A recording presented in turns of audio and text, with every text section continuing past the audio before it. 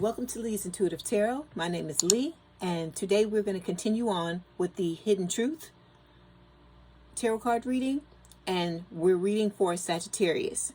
So don't forget to like, share, and subscribe. And Sagittarius, if you'd like a personal reading, the link for the appointments is in the description box below.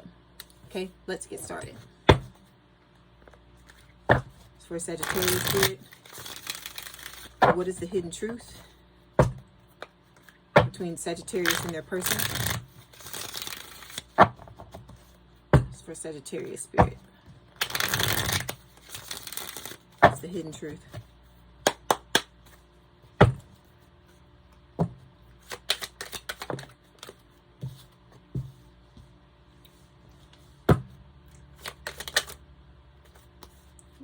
This stuff is like flipping out before I can even get it out.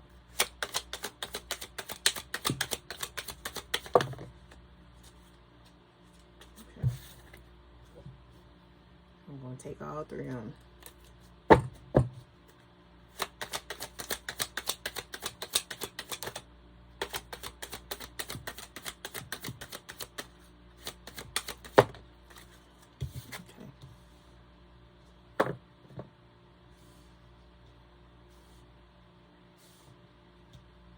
Okay, here we go. Overall energy is the Two of Wands. Okay, so this is talking about this situation being something that's very passionate, but there's a choice that needs to happen. Okay, this relationship could be something that's at a distance. All right, it could also be something where, you know, you or your person may be trying to decide where you want to be or where they want to be physically, because we always have the globe here that the person is looking at. Let me see what is going on here.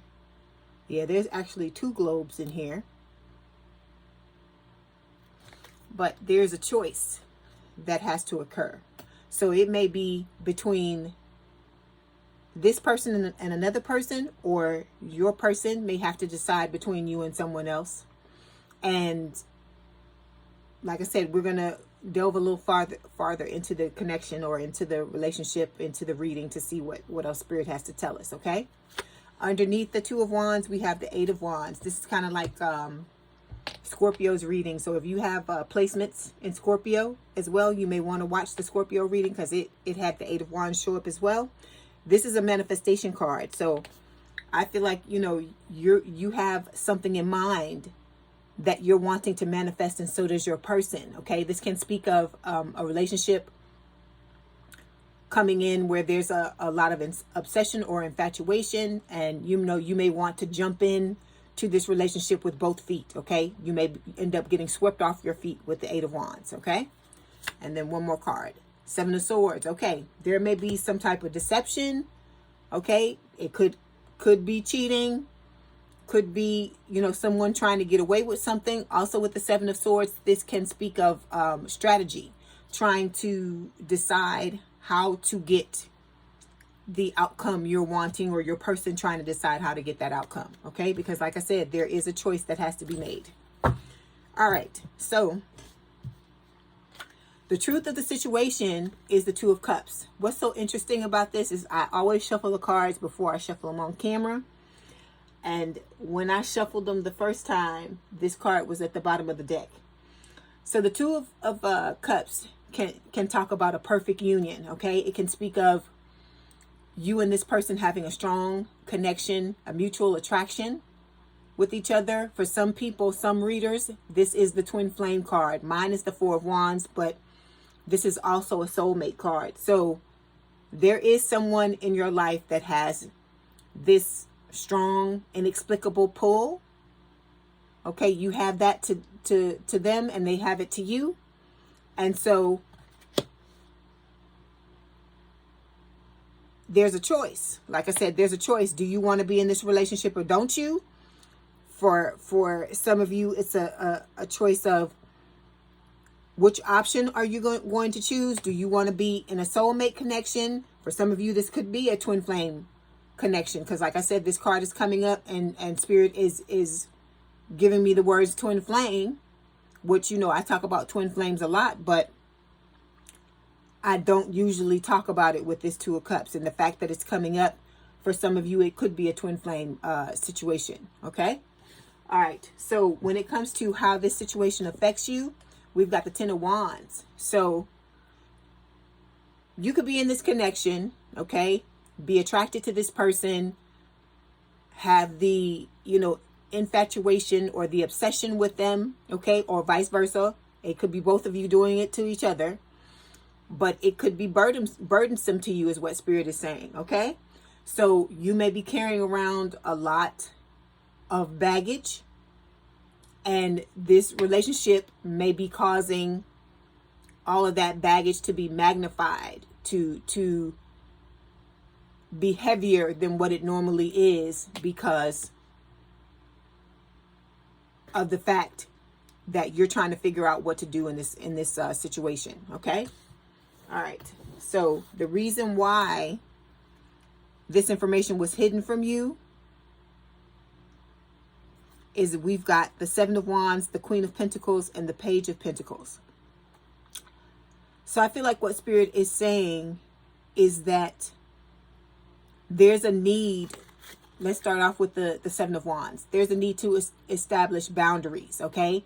You're going to need to set boundaries in this situation, okay? This person may make you feel all the feels, all the good stuff, and you want to sing, you want to, you know, get out and I don't know,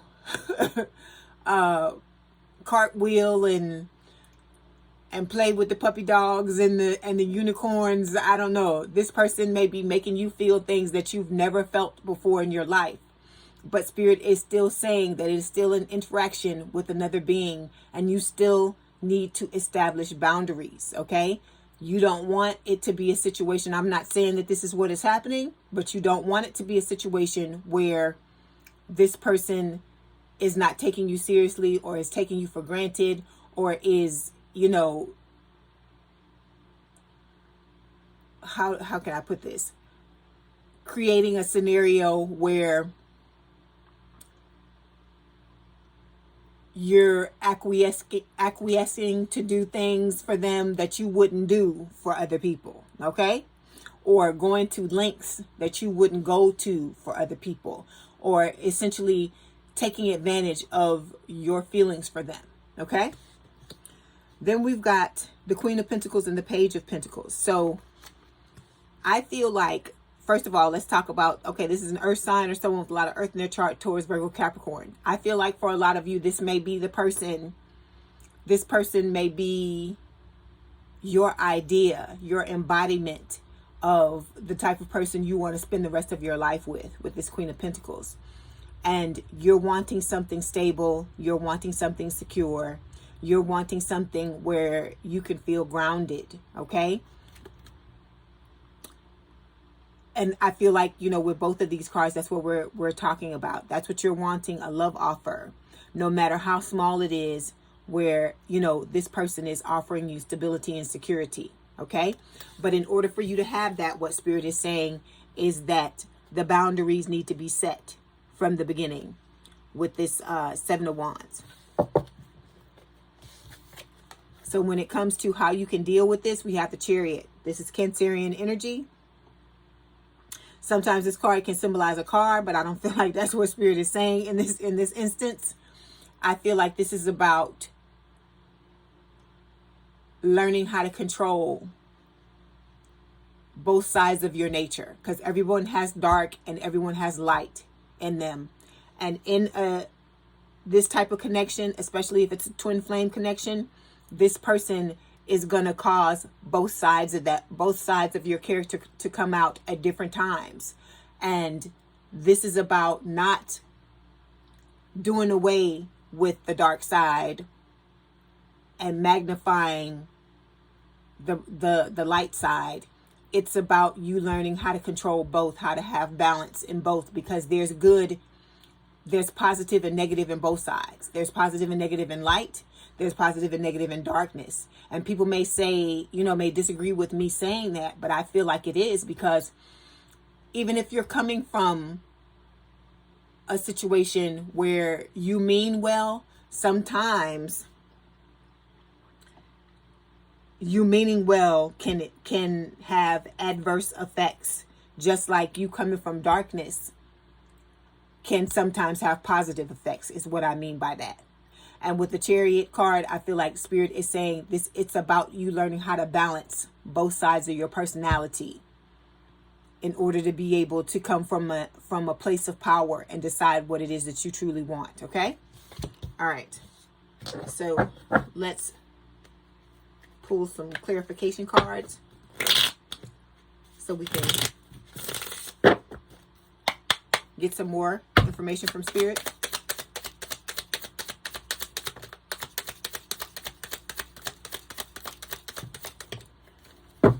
Okay. So this is a spiritual awakening that's going on, because it is a twin flame connection for some of you.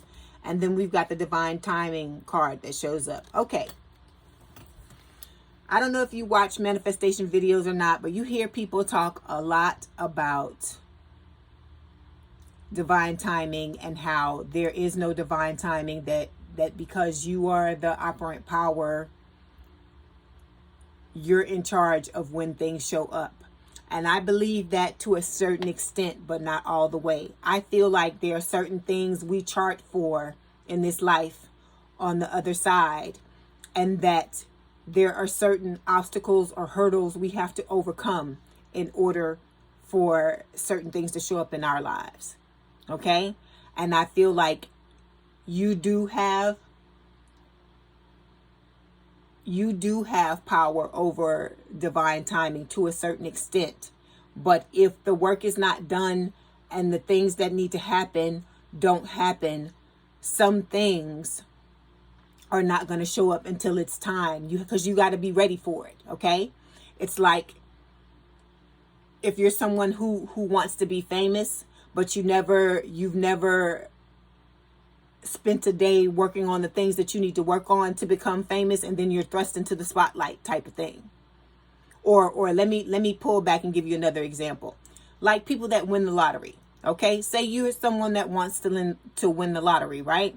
Say this is something that you've dreamed of all of your life, right? And let's just say you wake up tomorrow and it happens, right? If that happens, do you know they normally do a lot of studies on people who've won the lottery, right? That's not people that aren't used to having a lot of money.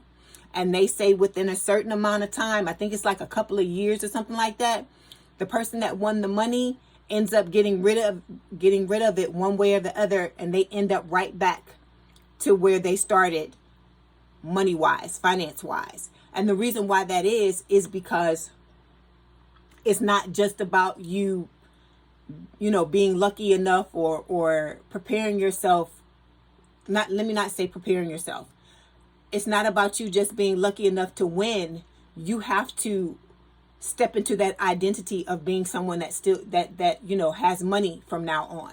You can't just say, okay, I'm going to win this money, and still be the person that you were before you won it, and think you're going to be able to hold on to it. It's the same thing with this.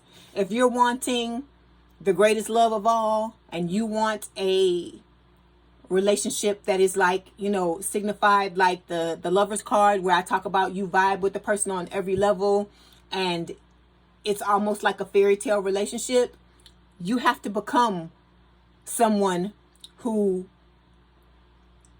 is open to that, someone who has that type of identity to be able to welcome that in. And I think that's what Spirit is talking about with divine timing. That it's not necessarily whenever a being outside of yourself says, okay, you can have this now. I feel like what they're talking about is you have to identify with someone who is in this type of relationship in order for it to come and for you to be able to keep it. That's why you hear stories all the time about people manifest. Excuse me, I'm sorry. I'm You hear stories all the time about people manifesting things and then they end up losing it. Just like I told you about the lottery win. They win this money and then they lose it, and it's because they don't identify as the person who has that type of money. They still try to operate from who they were before the change happened, and so it doesn't take. And so I feel like that's what Spirit is trying to tell you in this situation, that you can have the type of relationship you're wanting to have, but it's going to require you to step into the new identity of someone who can have that, and then that is when the divine timing will kick in and you'll get what it is you want. Okay? All right. Before you go, we're going to pull some love notes and see what message your person has for you. See, they got some things to say. So we've got, I can't stop thinking about you. You're always in my dreams. So this person is, they dream about you. Okay? Like I said, you can have an amazing relationship, but you have to identify with someone. You have to identify as someone who has it. Okay? And then we've got, I know I keep giving you mixed signals. I know I can be hot and cold. Okay, let's talk about this card. If the person is showing up hot and cold, which happens a lot, especially if it's a twin flame connection, it's because you're being hot and cold too. Because the person can only step into your energy and give you what you're putting out. They can only match you or meet you where you are. So if you're in a situation where you're giving hot and cold energy, they have no choice but to be hot and cold with you. If they're, running from you, they have no choice but to do that, because something in your energy is pushing them away. Nobody likes to hear this, but you want the answers, you want things to change. You gotta hear what it is I'm telling you. And I like to talk to y'all because y'all are one of my favorite signs to talk to, because you understand, you internalize what I'm telling you, and you're not offended by it, because it's not meant as any type of offense. It's for you to be able to transcend whatever situation you're going through and to be able to move on. Because I this is the way I read cards. I don't just tell you what the cards say and then don't give you something to give you any tools to help you move forward. Okay? Because to me, that defeats the purpose of all of this if you don't have any tools to move forward. Okay? So Spirit is saying that you can have what it is that you want, but you got to step into the identity of someone who has it. All right? I hope this helps you, Scorpio. Don't forget to like, share, and subscribe. If you would like a personal reading, the link is down in the description box below. Please have a good day, a good rest of your week, and I'll talk to you soon.